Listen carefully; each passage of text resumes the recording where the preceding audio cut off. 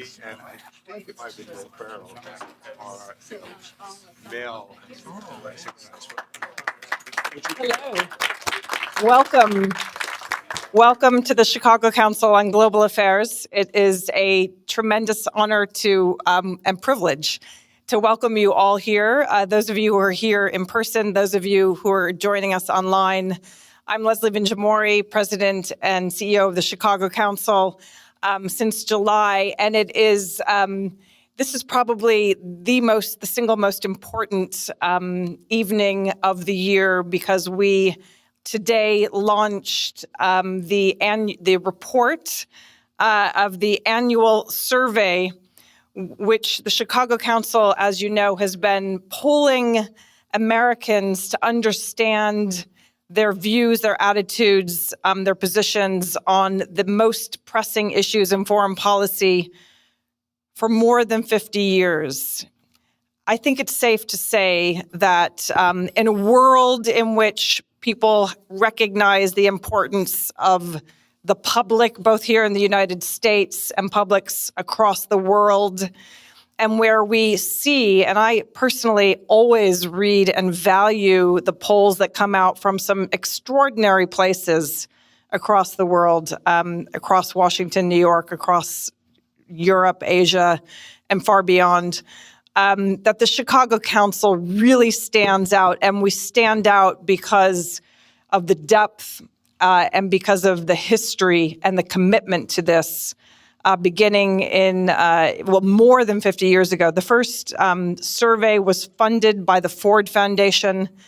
The history is really extraordinary, and I encourage you, those of you who might not be familiar with the history, to take a look at our website and really to read up, because it is phenomenal, it's impressive, and it matters because it's one thing to kind of put your finger on where Americans are today in their views and their attitudes towards multilateralism, towards the use of force, towards immigration, towards China, towards Israel, all the big topics. But it's quite another thing to be able to put that in context over many, many, not only years, but decades. This is a all of organization effort. It's led by a really world-class public opinion team, Dina Smeltz, Craig Kafora, and many others. But it really does take a village.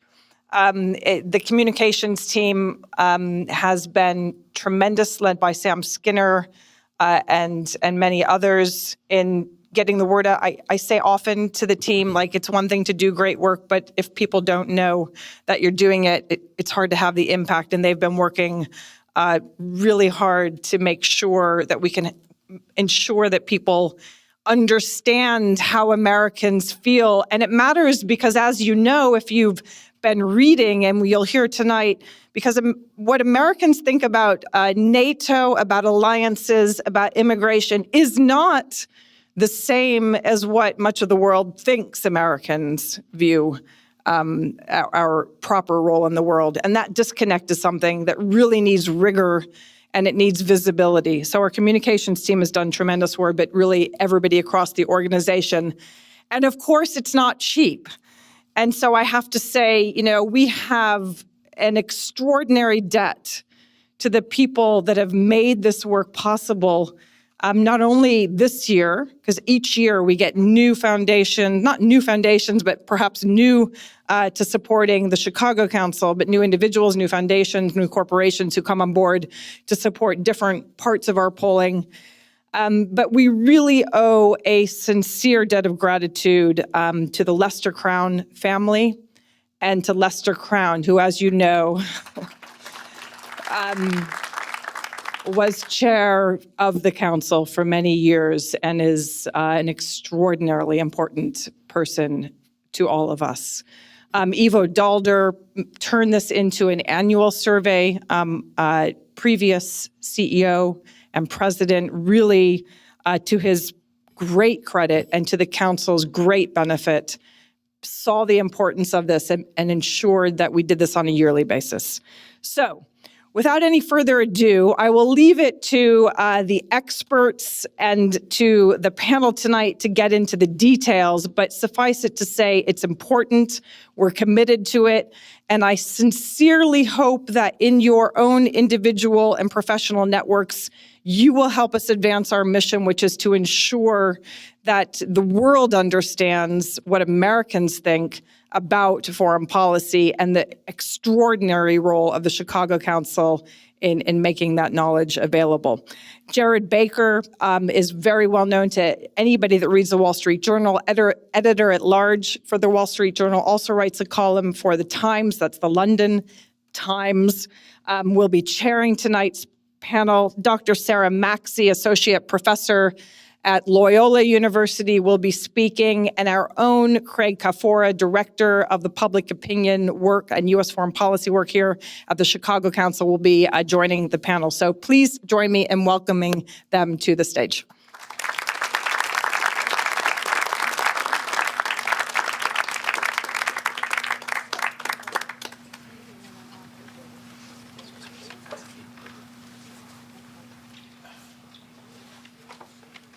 Good evening and welcome all. This, I guess, typically cold, chilly Chicago evening. Thank you all for making the effort to come. And for those of you watching online, you should have been here. It's much better in real life, but no, thank you for logging on too. Thank you very much indeed, Leslie, for that introduction.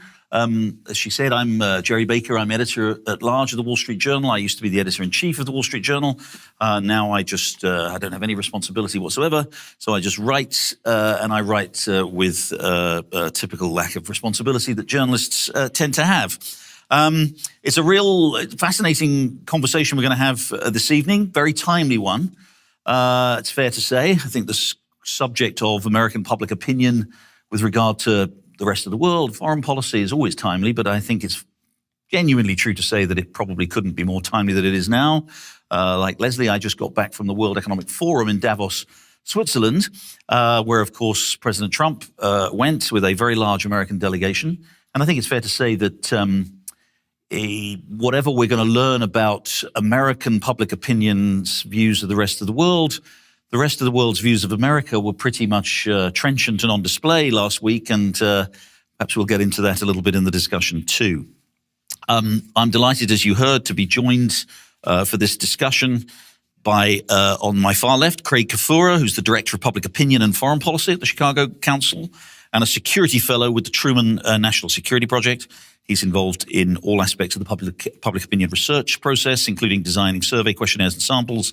And he is a prolific writer. His writing has appeared in Foreign Affairs, The Washington Post, The Diplomat, and elsewhere. On my immediate left, Sarah Maxey, who's an associate professor in the Department of Political Science at Loyola University, Chicago. Her focus in research is on foreign policy, public opinion, and the domestic politics of international security, investigating the extent to which leaders are able to manage public opinion. Interesting again and very topical subject, and the conditions under which public consent constrains military action and the implications for democratic accountability. So we have two real experts who can really dig into this. Before we get started on the conversation, just a couple of words of housekeeping. We'll start off with, again, with a discussion with me and Craig and Sarah, which we'll do for 35, 40 minutes or so. And then we very much welcome your questions, both here in the audience, physically here in the audience, and everybody online. Please do submit questions, and we'll try to get to as many of them as we can. Finally, just to remind you all that this conversation is on the record. I've never known any conversation that's been recorded ever to be off the record, since I can guarantee that someone somewhere will find out about it. And I should also say that the views expressed here on this panel are the views expressed by the panelists are their own and they don't represent the institutional viewpoint of the panel. So with that, let's get straight into it. Again, fascinating survey. I'm sure you're all familiar with it. Annual survey, surveyed Americans, I think you understand, done in collaboration with Ipsos, 2,000 plus respondents digging into views on American views on foreign policy. So many interesting findings, I think, from this latest one. Let me start with you, Sarah. On the topic of Americans' views about alliances and international engagement. Again, this is obviously, given what we've just seen in the last couple of weeks with regard to Greenland and NATO and all of that, very important and very salient question right now in the US. The survey shows continuing very high levels of support for American engagement in alliances. 74% support NATO. Majority say alliances in Europe, the Pacific, and the Middle East benefit the United States. But we've obviously seen tensions with allies. There's obviously a partisan element to this. One of the things we'll get into here is there's increasing partisanship in all of these questions. So tell us about where we are. We're seeing this administration very skeptical about U.S. alliances, particularly the traditional alliances with NATO and to some extent with our alliances in the Pacific. How much is that?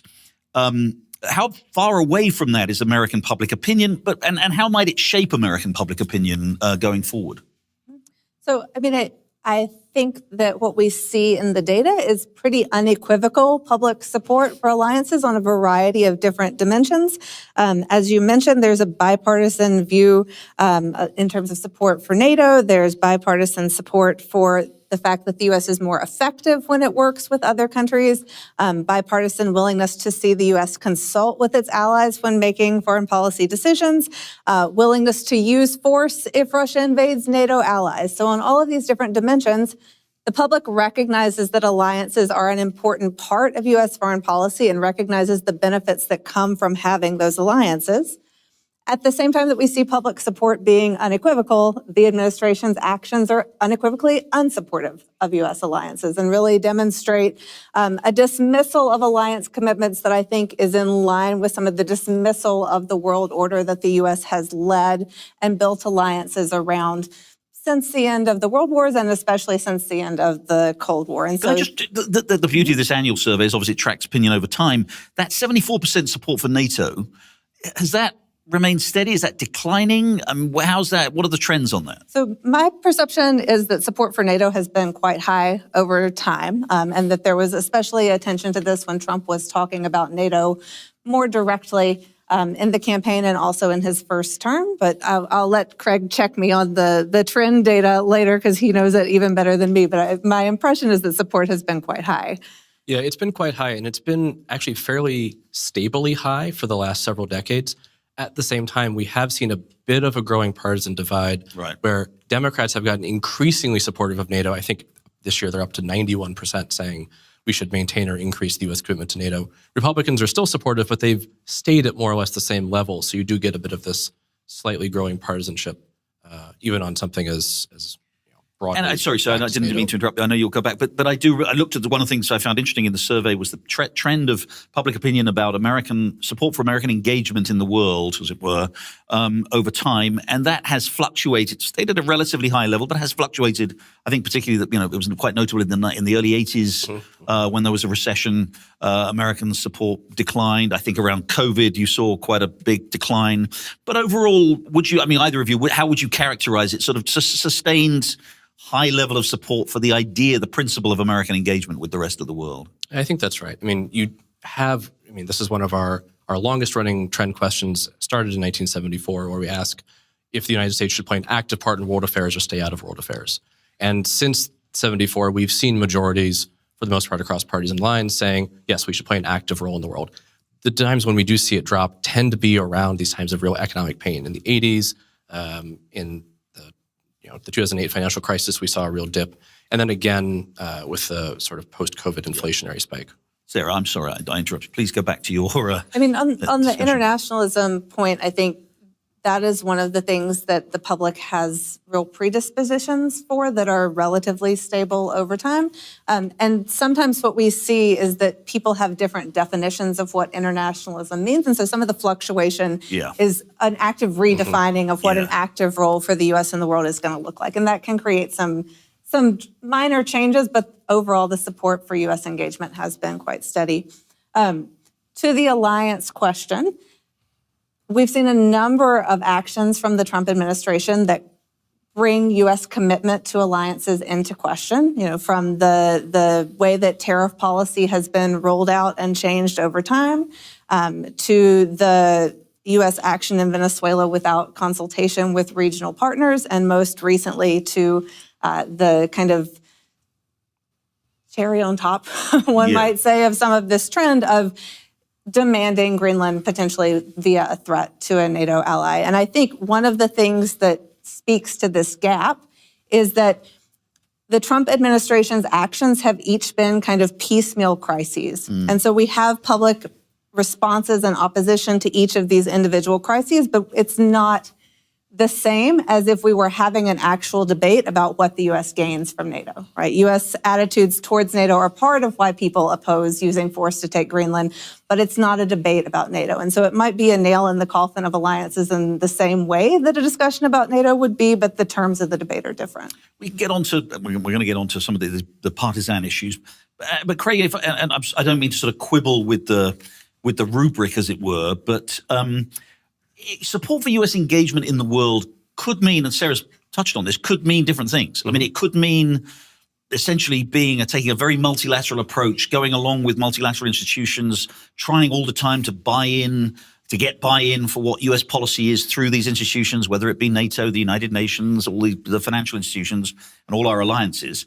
It could also be, we should go and, frankly, regime change in Venezuela or Iran or Iraq or Afghanistan whenever we want, frankly, with or without the support of allies. And in all of those cases, we've had a range of considerable support for Afghanistan, less for Iraq, much less for Venezuela.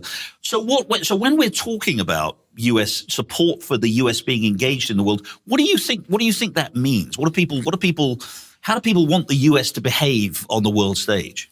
Well, you're right. It varies a lot from person to person. And we see it sort of break down in the data as we look at how these questions of playing an active role in the world relate to other questions about international trade, about the use of military force abroad, about multilateralism in the UN system. And so there is a slice of Americans, they tend to be Democrats, who are very committed to the sort of internationalist, multilateralist, cooperative approach to the world. They score very high on that active role, they score very high on UN items, and they make a pretty coherent block of Americans. And then you have Americans who are primarily saying, well, we have to be engaged in the world because we're a trading country. We have to be engaged in the global economy. There's no way out of this. We're part of the world. There's no other option. And then there are some Americans, not a huge chunk of Americans, but some who say, we should be engaged in the world militarily, right? We should be the dominant leader in the world. And they express that in a dominance style. At the same time, when you have Americans saying, we should stay out of world affairs, some of them say, when we ask them to explain, what do you mean by staying out of world affairs? They say, well, not totally out of world affairs, but we shouldn't get involved in foreign wars. And for a lot of folks, that's what staying out means. We shouldn't get involved in the internal problems of other countries. So the nice thing about having not only the long scope that we have in the Chicago Council survey, but the enormous length of the Chicago Council survey. If you sit down and take this, it takes you about 20 minutes to get through. I don't know if you've ever done a telephone survey, but it's quite a long time to sit down and talk through all of the different policy options the U.S. faces. So because of that, we can sort of construct these different views of how Americans think about these very, very complex issues. One of the arguments that the Trump administration has been making about alliances is that fundamentally that America's got a bad deal out of these alliances over the years. That the U.S., NATO in particular, but to some extent our Pacific alliances with Japan and Korea, the U.S. does all the heavy lifting, spends much more on defense overall as a proportion of GDP. We've seen speaking as someone who spent a lot of time in Europe, including growing up in Britain, the European defense capability is extraordinarily weak, and the Europeans do depend on the United States. There's no question, and have depended for the security protection. It's the same with Japan, particularly. How is that reflected in opinion? And as the U.S., as Trump has been able to get, at least so it seems, the Europeans to do more in their own defense, is that how would that be seen? Is that changing? Would that change views about the American views about the value of alliances if they are seen to be more evenly balanced in terms of burden sharing? So I think public support for burden sharing is already quite high, and we know this from the Chicago Council data. We also know this from other experimental political science research that kind of looks at why people support alliances and finds that the cost sharing piece is seen as a real boon to public support. One of the things that the specific questions that are on the Chicago Council speak to is this desire for the U.S. to still be kind of driving the bus in its alliances. And so the specific wording of one of the questions is, do you feel the U.S. should make its major foreign policy decisions on its own or consult with major allies? And consulting with major allies gets significant support. And even for the folks who answer that question by saying the U.S. should have the right to make decisions on its own, I think this is about who's in the driver's seat more than disregarding alliances as a whole, right? So the ability to do things like start Operation Desert Shield, where you can quickly and decisively act in your interest when you need to. Not taking action that your allies are going to be upset about, but not having to wait on your allies to make decisions. And so I think some of public burden sharing demands come from wanting the U.S. to be in charge and also wanting to be able to share the cost at the same time. Whether the U.S. is going to be able to continue to make that argument and maintain influence over burden sharing in the current situation and the way that U.S. commitment to alliances has played out, I think, is in question. Craig, do you want to, I don't know if you want to weigh in on that briefly. Sort of the flip side of this is when you ask your allies to gain more military capabilities and more independence, they may have more independence in ways that you don't necessarily like. Right. One of the U.S. has always had this tension of we want more burden sharing from allies, but also we don't want you doing things that unless we say so. Yeah. And those two objectives are in tension. Yeah. Let's move on to the obviously the topic that's other than the alliances is very much on top of everybody's mind, which is China. The threat of the perception of the threat from China. Tell us what the survey tells us about that. We've had that's been a fairly bipartisan view in terms of Washington's approach for the last few years. Trump again seems to maybe changing that and seeking more accommodation now with China from what we've seen in the last decade. But what are overall perceptions of how significant a threat China is, and how does it break down on a partisan basis? So this is one of those things where we've seen really sharp shifts in the last 5 to 10 years. And between 2018 and 2020, basically every survey question that we ask on China turned negative. Whether it was about trade, whether it was about overall perceptions of China, about the bilateral relationship, about the impact of trade on national security, everything turned very sharply negative. Some of that is COVID, but some of that is also the run-up to sort of the falling apart of that phase one trade agreement when things started really getting nasty. And then American opinion across party lines for several years was bipartisanly negative on China. Republicans and Democrats had fairly negative views of China. Majorities of both parties said that the rise of China was a threat to the United States, a critical threat. And Americans said that we should, instead of engaging with China, we should seek to limit the growth of China's power on a bipartisan basis. And this year we found that that's no longer true on a bipartisan basis. Democrats have dramatically changed their minds about how they want the U.S. to approach China. They no longer see China as a critical threat. They have moved 30 points on our question about U.S. policy toward China. They want to now pursue a policy of engagement and cooperation, while Republicans are still very much on that sort of hawkish track. And weirdly, of course, this hasn't necessarily been taken up by policymakers, right? Mm-hmm. And Trump, as you pointed out, is pursuing more of an accommodationist, cooperative, collaborative framework, even at a time when his party base is still very, very anti-China. Sarah, a critical part, perhaps the critical part of alliances, especially security alliances with the security guarantee, is the credibility of the idea that countries would come militarily to other countries' aid.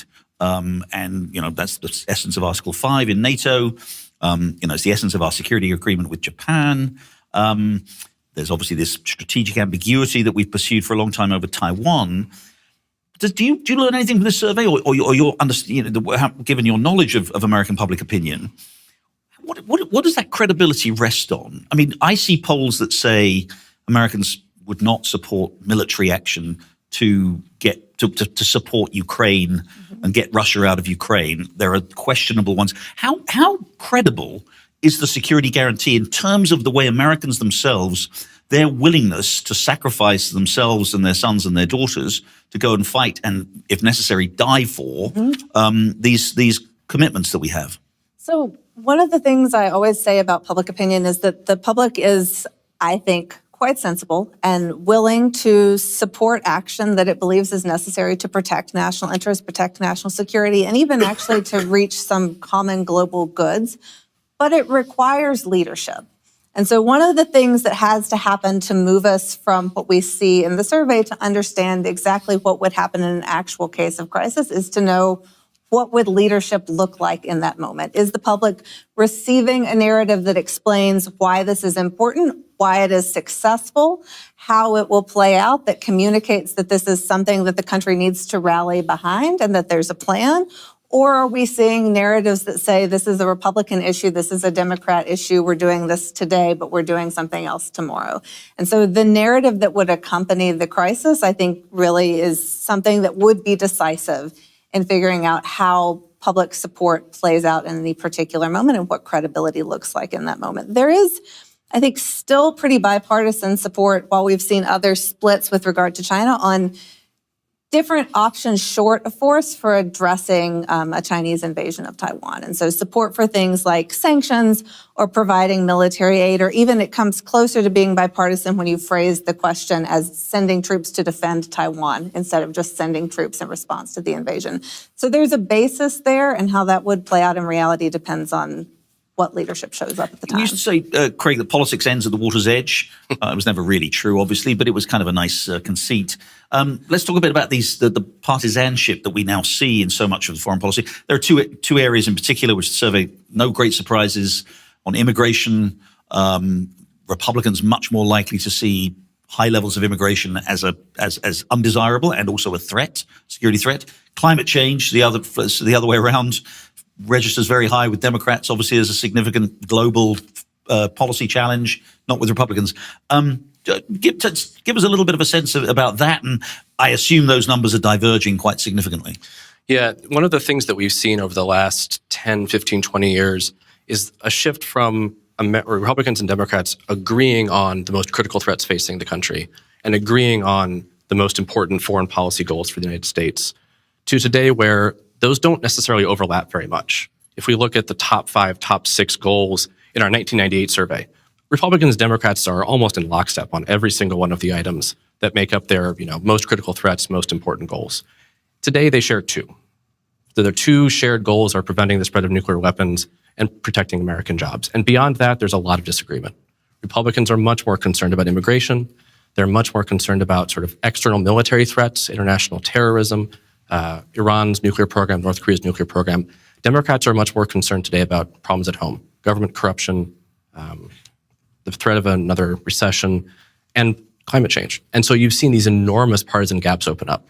On immigration in particular, we've seen Republican concern has more or less stayed the same over the last 20 years. Democratic concern has just collapsed. Is that right? And in this case, independents have moved with Democrats. That's not always the case, but on a number of these issues, independents look a little bit more like Democrats than sort of following the overall trend line. Sarah, let's do a couple of quick, topics again that are very topical. Israel, again, that used to be a topic that had pretty wide bipartisan support. I think, so strong support for the state of Israel for supplying it with military assistance and various other things. That's changing too, right? So the attitudes towards Israel's actions in Gaza have been particularly polarizing. And when you ask folks if they think the U.S. is providing enough support for Gaza, that gets very different polarized answers, right? So Democrats will say the U.S. is providing too much support or about the right amount, whereas Republicans are at the about the right amount or not enough support. And so that really has split. We've also seen splits in terms of support for an independent Palestinian state, and there are also splits in terms of support for Israeli settlements in Palestinian territory. So this has been as polarizing of an issue as it has seemed to be in the last election. Can you flesh that out with the numbers? I mean, how has Democratic opinion opinion on Israel, Israel-Palestine shifted? What are the rough numbers now? So, Craig, maybe you have them. Who can turn fastest? Yeah. So I'll do one or two. So in 2015, half of Americans said that Israel is playing a positive role in the Middle East. That included 60% of Republicans and 40% of Democrats. In our 2025 survey, it's down to 32% overall, 62% of Republicans, down to 10% of Democrats. Wow. Is that 10% of Democrats say Israel is playing a positive role? Positive role in the Middle East. Do you want to do Palestinian state? I can, and I also just wanted to point out that one of the things I found interesting in this data is also there's still a high number of not sure responses. Like for the, do you think the U.S. is supporting Israel enough, too much, or is it about right? 24% of Republicans and 27% of Democrats are not sure, and that's a pretty high number. So I think that means there's some room for additional movement there and maybe some social desirability bias going on as well. For the settlements, Republicans by 30, I actually don't have the numbers for that, though there are high don't knows even among Republicans there. I'm going to let you, for independent Palestinian state, Republicans are 35% supportive and Democrats are 53% supportive. So that is certainly something where there's a significant gap that could lead to different policy outcomes. And that's a big change from 2002, 1998, when only about a third of Republicans or Democrats favored an independent Palestine. And now they're on different sides. Another topic, Ukraine. We talked a little bit about it, but again, give us some, flesh out some of the detail on that. Obviously, when Russia first invaded Ukraine 4 years ago, what bipartisan support for the U.S. Never, I think, supply direct military support, but financial aid and, of course, military supplies. Tell us, Sarah, how that's fluctuated over time and where we are now. So there are still some areas of bipartisanship in terms of policies towards Ukraine, though economic assistance is especially polarizing. So 41% of Republicans support economic assistance, 79% of Democrats. And that's where a lot of the elite debate has happened. And so that's also where we see some of the consequences of that play out. But if we ask about things like providing military supplies, there's still a gap. So 51% of Republicans, 75% of Democrats, but they're both still narrowly on the majority side of the line. And one of the things that was especially interesting to me is that it does not seem controversial to blame or punish Russia. So increasing sanctions, either economically or diplomatically on Russia, 74% of Republicans, 77% of Democrats. The debate is over what to do for Ukraine, not whether Russian aggression was acceptable in this case, at least among the public. I'm going to ask a slightly provocative question here, which goes maybe a little bit beyond the immediate survey. But it does seem as that Republican views on so many issues, believe me, not just obviously on foreign policy, but on domestic issues too, have changed, shall we say, to put it mildly, somewhat have evolved rather dramatically over the last 10 years or so. Russia, your support for NATO is a really good example. Support for alliances is another. Ukraine aid in particular, even on things like immigration. The question is are the Republicans just falling into line behind Donald Trump, or because they basically support whatever Donald Trump says one day, and then if it turns the next day, they'll support that, or is this a sort of a from the bottom up, from the grassroots up, a move that is driving Trump or the Republican Party in this direction? I mean, how does the interaction between what regular voters think, Republican voters think, and what they're being told in Washington, how does that work out? Either of you? It's a pretty complicated set of interactions, and I don't think I could reduce it to just one direction or the other. There are some cases where it's going one, and some cases where it's going the other way. One of the broad things, if you step back 10 years ago, there are folks who were in the Republican Party at that time who are no longer in the Republican Party. And some of them, very prominently, right? Former officials in the George W. Bush administration now sound very much like fairly left-wing Democrats when talking about what we need to do about DHS, for example. There are folks who worked in previous administrations on trade who have very strong free trade views, right, who are terrified and astonished by what they've seen Republicans doing and Republicans voting for. So part of this is about changing in who are Democrats and who are Republicans, right? A trade-off of sort of the college-educated voters moving more into the Democratic camp, voters who have a high school education or less moving into the Republican camp. And some of that is responsible for some of the transformations we've seen, but not entirely, right? Trump does have very strong messaging, and the Republican Party in general has a strong messaging component with their base. We see in our surveys really strong effects for Americans who consume Fox News as their primary news source. They stand out in ways that other news sources just don't have that kind of effect, whether it's CNN or MSNBC. I haven't asked about the Journal. Maybe next time. Maybe next time we'll see the Wall Street Journal effect. But this does, because there is sort of this intensely closed news cycle For some of these more right-wing news outlets, you do get these more intense feedback loops. That said, Trump can't convince all Republicans. When you ask about invading Greenland, you don't get a lot of support even for Republicans, right? This is just not something they're interested in doing.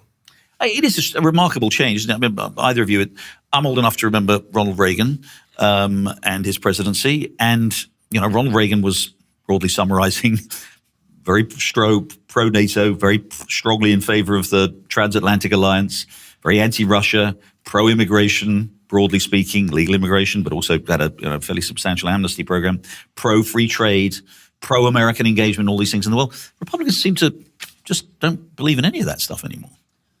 Well, I think some of the consistency that we see in internationalism suggests that Republican members of the public still hold on to some of the patterns that were developed during the Cold War and have set kind of the standard for how Americans think about what their role in the world is since then. One of the things that I think makes this an especially tricky interaction to capture is that what people look for in terms of the foreign policy of a candidate that they want to vote for is different than what people look for in terms of a policy they want to support. And so often people will be willing to choose a leader whose policies don't exactly match up with theirs if they think that this is the right sign of strength and of dominance. And then when we get into kind of the details of the policy decisions, we see some divergence from that kind of moment in time choice that people make. Okay, I've got a couple more questions, then I'm going to come to the audience here and online for questions. So please prepare your questions.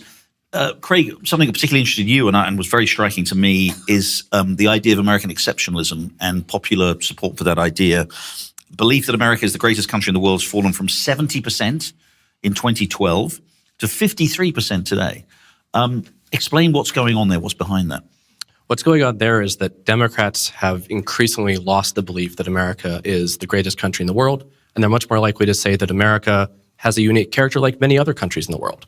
That rather than being sort of different from the world, America is just like other countries.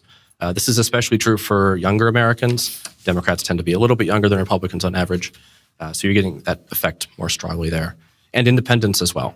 I think some of this has to do with concerns about the domestic performance of the United States in comparison to other countries. The healthcare debate featured a lot of this, a lot of comparisons to European or Canadian healthcare system, taxation systems, social welfare systems. And so you get that debate a lot within the Democratic Party. The concerning thing for me, and this is one of the interesting things that we dug into in the report, is the extent to which on the Republican side, these exceptionalist attitudes are starting to correlate with anti-immigrant attitudes and attitudes that see diversity as a negative thing for the United States. And that, I think, is much more concerning for the long run, because those changes seem to be happening relatively quickly.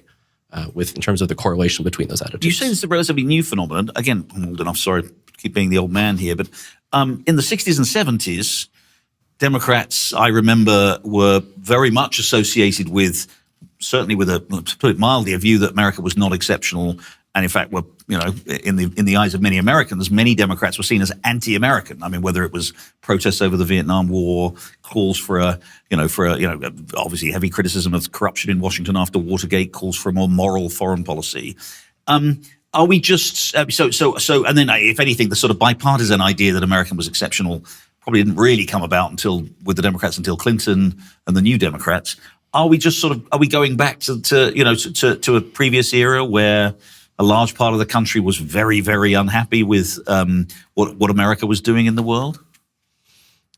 It's possible, but I think this represents more of a broader understanding that the United States is one of a community of nations rather than something that stands apart from the rest of the world. And I say that because the trend has been fairly consistent among Democrats, regardless of who is in office or how well things are going at the time.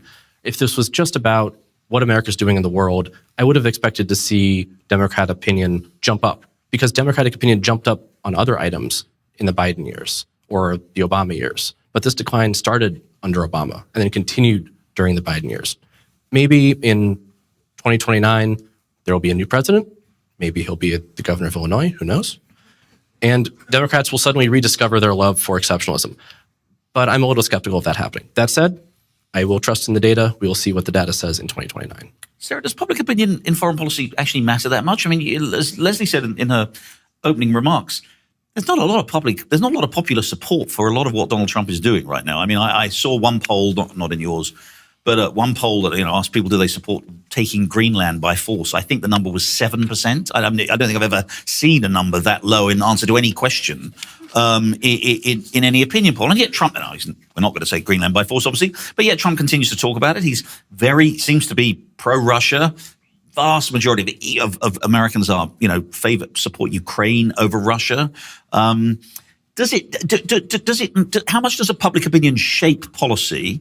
And how much does public opinion, again, just sort of back to my question about the Republicans, does public opinion just sort of get into line with what the leadership is doing? I mean, how important is public opinion in shaping foreign policy? This is the $1 million question, I think. So one of the things that I really have come to understand from my study of public opinion is that this idea that the public matters is a self-fulfilling prophecy or not.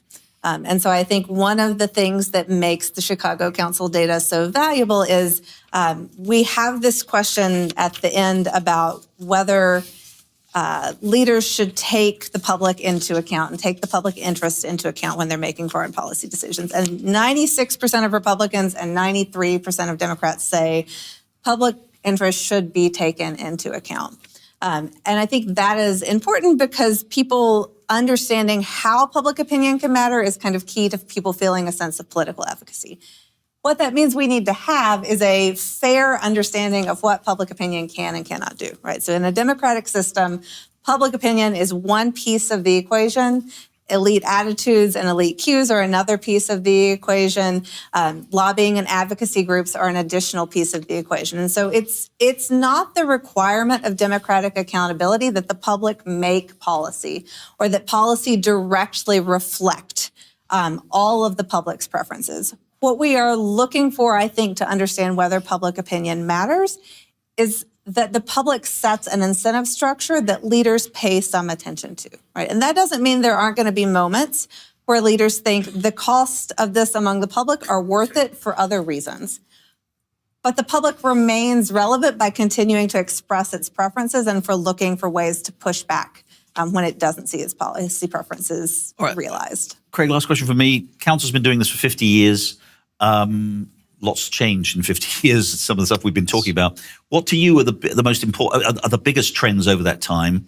What are the things that we should be most concerned about in terms of public opinion, and what can we be optimistic about? I mean, for me, the biggest trends are both the ones that are very stable, like that very stable support for a broad sort of internationalist approach, the broad and stable support for alliances.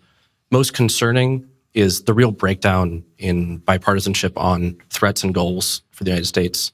This is relatively new and very striking. I remember when I started working on the poll, that was not the case. And reason for hope, for me, it's going back to something that Sarah said, that the public is generally, to borrow Bruce Jennelson's phrasing, prudent, that the public is rational, that the public does, in general, make good policy choices. In general, I would find that policymakers would do better to listen to the public rather than trying to ignore it. And I would say that to your question about, how much do elites do the shaping? I think elites think they can shape the public more than they really can. Everyone thinks the public is easy to drag around by the nose until they lose their election. Okay, good. That's a good note on which to go straight to the public. I won't describe these wonderful ladies and gentlemen as elites, but there's an opportunity to hear from the public. So please, you'll put your hand up. You've got a question. There's a gentleman there in a reddish top. Yes, thank you, Anastasia. You've got him. Good evening.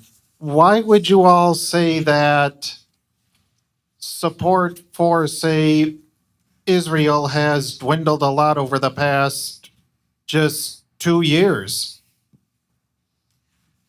Who wants to take that? I mean, it's the war in Gaza. I think just seeing how that has played out, and I do think especially for Democrats and younger Democrats, they tend to get their news from different sources. They tend to get their news from social media. And I do think that there is a different impact on consuming news in an environment where you also get your entertainment versus sitting down and opening up a newspaper or sitting down to watch a news broadcast, right? If when I sit down to watch the nightly news, I understand that, okay, this is going to be serious. There could be scary things. There could be, a funny kitten video at the end or something. But when I'm just scrolling through social media, I'm seeing posts from my friends. I'm seeing, great, they had a baby. they just turned 3. Oh, and now here's some picture of devastation. This child is dying, right? This has a different, I think, emotional impact. And you see that in the data. Younger Democrats and older Democrats reacted to that conflict differently. They now hold slightly different views on Israel and U.S. policy toward Israel and toward a future Palestinian state. And I think that's what's driven that sharp divide. Whether that will heal in time, given peace, given a lasting ceasefire, I don't know.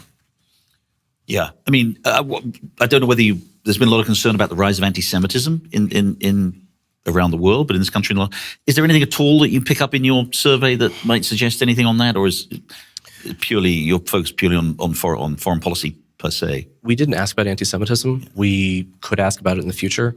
I will say the polling that you look at on anti-Semitism or beliefs, and I would say broadly beliefs in conspiracy theories, a note just for the public, you need to be careful about which polls you're looking at. There have been a couple cases where very poor quality online polls tend to get much higher incidences of conspiratorial beliefs that if you do really high quality polls, don't pan out. There have been a couple high profile cases of this where a quarter of young Americans think some crazy thing. Well, it's because they're using really low quality data. Okay, so trust your quality. Sorry, more questions. There's a lady here in the front, Anastasia, if you would. Please bring the microphone if you just wait for it. And ma'am, if you would please identify yourself, tell us who you are. Evelyn Bronson, concerned citizen. Aren't we all? Does your data at all reflect the changing demographics of the country? You've talked about Democrats and Republicans, but our country over the last 10, 20 years demographically has changed. Does your data reflect any of that? Yes. This is a really good question. And in fact, we did a deep analysis on racial attitudes in foreign policy just a year ago. We had an event here during the DNC with our colleagues from New America, and Candace Rondeau, who was one of the authors of that report, in fact, asked the same question when we sent her a draft of this report and said, well, what about the demographic changes that have happened in the United States? It is a really striking transformation when you look at the 1974 data, because that is a country that had relatively low educational attainment, right? College had not yet expanded to the vast majority of the population in terms of accessibility. The country was still very, very white. And you've seen these really dramatic changes in racial composition and in educational attainment that have changed, really, in particular, the makeup of the Democratic Party. And part of the changes that we see on views of immigration are due to the changing nature of the party. That said, it's not the only thing driving that change. One of the really interesting, I keep saying the word interesting, but there's so much fascinating stuff when you dig into this data. When we look at immigration views among Democrats, white Democrats are more pro-immigration than non-white Democrats, because there's an ideological component to this too. So those demographic changes go hand in hand with some of these broader ideological changes as well. I'm hoping that we'll do another deep dive on race and ethnicity soon. Slightly related to that, we've got an interesting question online. I'll paraphrase it. But it's about the effect that controversial commentators, as the questioner says, like Nick Fuentes, these sort of far-right extremist commentators, the effect that they're having on public opinion. And obviously, one of the big changes from when you started doing the survey is the explosion of social media and a very, very different media diet for people where they can and do listen to people like that. Is there any, it's probably hard to gauge from the data, but what's your sense of the role that this kind of disaggregated media environment is having on American public opinion? So I do think it has an effect, but I think it's important to calibrate to other changes, right? So we, in the 90s, had a panic at the start of 24/7 news coverage that was also going to fundamentally change how people understood the news. And if you go back even to to show my history inclinations, if we go back to the Spanish-American War and the advent of kind of newspaper journalism, there was also panic around how that might change public attitudes. So I think it's important to calibrate the causes for concern with this understanding that we've seen major shifts in media before that haven't fundamentally changed our theories of public opinion. The thing that I think is potentially important and influential is how little common information there is, if that's what you choose. And the fact that we are being presented information by algorithms that give us more of what we seek rather than presenting us with opposing views. And that is something that is uniquely new about social media, and we don't quite understand the impact of yet. Interesting. Yes, more questions, please. There's a gentleman at the back on the far right. Anastasia, yeah. So it's my understanding that there are more people who state they're independent now than registered Republican or Democrat. How does your survey reflect that? Do you have a greater number of independents? And how are their views differing from the two stated party views? So I'm sure you can comment at length about the views of independents. We do have that in our data. A lot of the independents in our data, if we ask them if they lean toward one party or another, lean pretty strongly toward that party, and their views look more or less like strong partisans of that party. We'll talk more about sort of independence. So I think this is a pretty consistent trend, right? That more people like to say they're independents, and then if you dig deeper, they can still tell you which party they usually align with. In terms of the foreign policy beliefs of independents, so Democrats have kind of a majority of this desire to focus on common global problems. Republicans are actually somewhat split, but have a majority interested in focusing on kind of military strength and dominance. And independents are an even split between thinking the U.S. should stay out of global affairs and having different views of what the U.S. should make its active role in global affairs look like. So they are a diverse bunch in terms of foreign policy orientations and foreign policy attitudes, but it's a pretty even split. Okay, more questions, please. Lady over there on my far right, fourth row down. Sorry, Anastasia. It's a little bit of there's a lot of you, so it's taking a bit of time to get to you. Sorry about that. And again, please identify yourself. Yes, my name is Deirdre Joyce Smith, and I'm an advisor for Engages. And actually, we just hosted focus groups with Pennsylvania swing voters from Biden to Trump. And I understand that the survey shows very much about depolarization. On our end, we saw it more so about disengagement and fatigue overall. So my question to you is, how would institutions, or how should institutions, I should say, interpret the polarization data versus the lived experience, the distant lived experience? Thank you. That's an interesting question, and I want to hear more about this focus group. I mean, you're right. There is definitely an element of disengagement that can pop up, especially among some of these independents, and particularly among independents who say they do not lean toward one party or another. They tend to be more floating. They don't tend to have very coherent political ideologies. They don't tend to follow the news very much. But in terms of how we should receive the data about polarization, I guess the one thing I would say is that polarization is not inevitable, but also that polarization is not necessarily a bad thing, right? One of the ways to think about polarization is that you have parties that are expressing different policy views, and that people in those parties have found the party that agrees with them. This is one way to think about sort of the climate data, right? Democrats, everyone who cares about climate change has more or less moved into the Democratic Party because they see this as connected to other issues that they care about. And it does fit with their broader web of issues and their broader sense that we should care about internationalism and engagement and multilateralism. And those things all sort of fit together.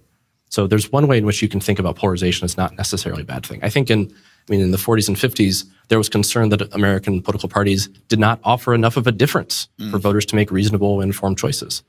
The downside of polarization is that we only have two parties, and so that you get stuck in these inevitable head-to-head clashes. We do not have a multi-party system where people can sort into multiple parties depending on their particular interests. Right? There are real structural problems. If Juan Wins was here, he would be taking a victory lap right now. All right. Good time for a few more questions. There's a gentleman at the back in a blue top. Anastasia, I'm sorry, Anastasia. I'm picking people from randomly from other. Again, please identify yourself, sir. Thank you. Adam Gipolo. I'm a partner over at Next Public Affairs, and I'm also a former EL with the Chicago Council on Global Affairs. My question is about the methodology that you've seen, particularly among the information silos within social media, where folks on the left tend to gravitate more towards blue sky if you've been on Twitter lately, it remains a cesspool, and people remain a little bit more conservative on Twitter based on your age breakdowns. If you're on the older side, you tend to be a little bit more on Facebook. And I'm curious as to if you're seeing any intensity with the responses based on people's particular platforms, or if you even surveyed that.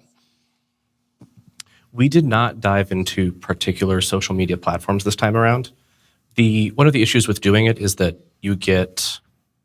there are relatively few Americans who really engage on Blue Sky. And even when you look at sort of larger social media platforms, most Americans don't post on or read Twitter. Most Americans don't have a Twitter account, even at the height of Twitter's popularity. When we talk about social media, a lot of it is YouTube or Instagram, and it's used for things that are not necessarily news or information. And again, another part of the issue is, let's say you're on social media. What does that mean? Like, who are you reading? The New York Times Twitter account, or are you reading left-wing influencer Twitter account, or are you reading right-wing influencer Twitter accounts? Right? It's not the same thing as reading the Wall Street Journal or the New York Times, where you sort of know what you're getting. Social media is a vast beast, even within platforms, that covers a pretty wide variety of subgroups. Makes it hard to tease out strong effects. If they're quick, we've got time for two more questions. A gentleman over here has got his hand up.